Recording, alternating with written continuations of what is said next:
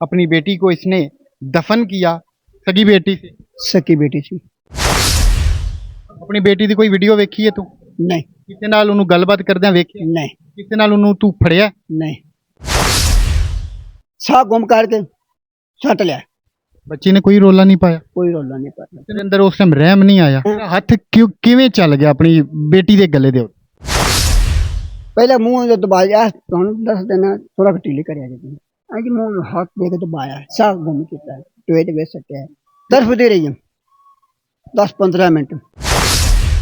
जिन्होंने ने सुने थू थू कर रहे हैं वो लांता पाउंदे पे गालां कड्डण डे ने।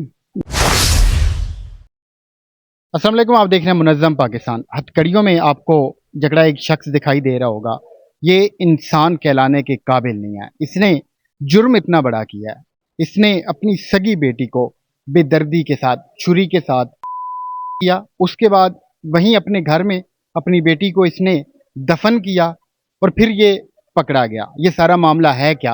इसने बेटी को कत्ल क्यों किया?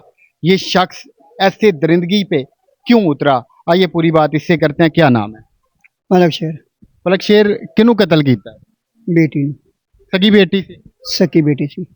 क्यों कत्ल किया? ये करदार नहीं सही। किन्ने क्या किरदार नहीं सही? पैन बनवाई है। तुम्हारे सगे बहन भाई थे? पैन सकी है बनवाई गैर मजबूत है। मैं घर आया शाम मैं दूध लिया चाह चू बना के पीने आए और मैनू की पता प्रोग्राम के की बनया ते की नहीं बनया। चाह चू बनाइए पीती है उन्हें कहा फलके कई चाहिए है। मैं कहा कई हम की करनी तुम दसांगे कई मिलाया गुआढ़िया हाँ का कई घर पई थी। मैं कई कटी मैं कह लो कई मैं कहा शायद मिट्टी पई हो सकता है ये मिट्टी पतली करनी हुसैन दी। मैं अपने सोच मुताबिक कई कड्डी उन्हें अंदर पटना शुरू कर मैं कह की करो जी असी कत्ल करो मैं किनू तेरे कोलों करवाना तेरी तीन। सारा कुछ देख रहे थे, बेटी तुम्हारी थी, उसके कत्ल का मंसूबा वो बना रहे थे, क्यों? चाय च मैनू कुछ चाय पियाई गई सी। चाह विच कुछ चाय मैनू पियाई गई सी ते मतलब एक अखा के निरा आ गया चर्बी उस आ टाइम ते तेनू चाह पियाई गई सी। पहले ਜਿਹੜੇ टाइम उन्होंने ये गल की थी कि ਇਹਦਾ किरदार नहीं ठीक, उस टाइम भी तू नशे दे विच ते दिमाग नहीं काम कर रहा सी? मैं उस टाइम करूँ ना भैन वड्डी कर सी। अपनी बेटी ਦੀ ਕੋਈ ਵੀਡੀਓ ਵੇਖੀ ਹੈ ਤੂੰ? नहीं ਕਿਸੇ ਨਾਲ ਉਹਨੂੰ ਗੱਲਬਾਤ ਕਰਦਿਆਂ ਵੇਖਿਆ? नहीं ਕਿਸੇ ਨਾਲ ਉਹਨੂੰ ਤੂੰ ਫੜਿਆ? नहीं ਫਿਰ ਉਹਨਾਂ ਦੀਆਂ ਗੱਲਾਂ ਦੇ ਵਿੱਚ ਕਿਵੇਂ ਆਇਆ? मैं कहा वड्डी भैन कोल बैठी को समझा ले सी फुफी है बनवाई है कई भी आ गई, टोया भी बना लिया, फिर तेरी अक्ल ने नहीं काम किया? जहले उन्होंने सद्या ही ने भी आप उतरे थे तो ये खिलार ले मगर साह गुम किया ही नहीं साह गुम करके सट लिया।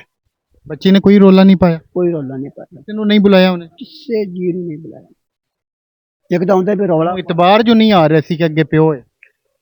जो है रौला नहीं पाया तो टोए सट ले गई मेरे को खब्बे आसरे ने ना आसरे किया है कि छुरी का निशान इंदा ही लग जाए। छुरी तू फेरी है? आ मतलब मेरा ही निशान है हथ नहीं कमे? उसले भी हथ कमिया सर जी मैं तो उस दिन से ही मर गया आया कि साथ मैं तो बुत लगा बना उस दिन से ही मर गया अंदर बंद ये सरकार इन्नी गल हुई। तेरे अंदर उस टाइम रहम नहीं आया? हथ किवें चल गया अपनी बेटी दे गले दे? दस मैं तो दस मेरा चाचा निशान ही दिता है भी इहदा निशान ही अगे आ गया है जी बात जो ना की मेरा सिर के हथ निशान दिता गया जी। फिर उन्होंने किवें दबाया, किधर गया? फिर उनका पहले मुंह जो दबाया तुम दस देना थोड़ा ढीली कर मुंह हाथ दे के दबाया सा गुम किया टोए ते सट्टिया फिर हाथ मेरे का निशान दिता छुरी का हाथ इंदे लगे सादा बाद चले उन्हें फिर कत्ल किया तरफ दे रही है 10-15 मिनट वेखते रहे रोंदा रहा रोंदे रोंदे ख्याल आया हूं आखा मिट्टी पाई है मिट्टी पा के पधरी की कर कुर के बैठे रहे चट सारा। फिर जी लाहौर चले गए हैं लाहौर जाके साड़ी 3 की मीटिंग हो गई फिर जरा पूछे दसे शादी कर दी शादी कर दी कहते रहे शादी करती जेड़ा पूछे। हाँ जी तेरे वर्गे बंदे की की सजा बनती?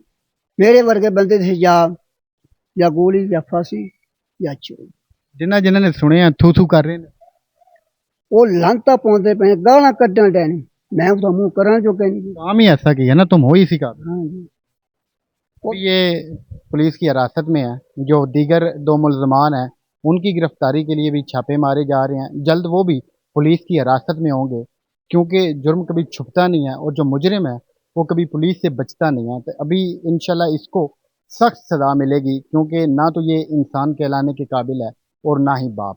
तो मिलते हैं किसी और वीडियो में। अल्लाह पाक हम सब के हालत रहें फरमाए। अल्लाह।